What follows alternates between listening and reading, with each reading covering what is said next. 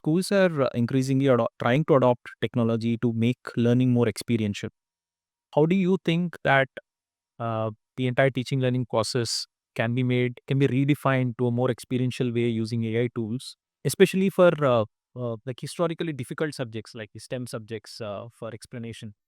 See, experiential learning has two, three dimensions that we need to understand. One is experiential learning is trial and error. People having no knowledge of theory just keep trying and thus they learn. Yeah, That is also experiential learning. yeah. Whereas people have theoretical understanding, then they are putting into experimentation and making very deeper observations. That's a different form of experiential learning. This actually shortens the length of the learning process and end up doing lesser mistakes. Yeah. Thereby, they progress fast. For that, what happens is typically the students spend time in classroom.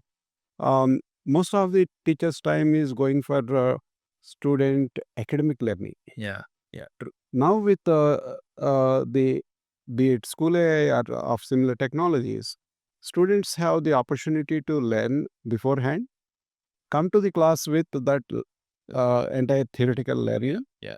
Then, with peers in classroom, in school environment, they can do a lot more experiments, Right. which enhances their learning and deepens their entire understanding. Yes.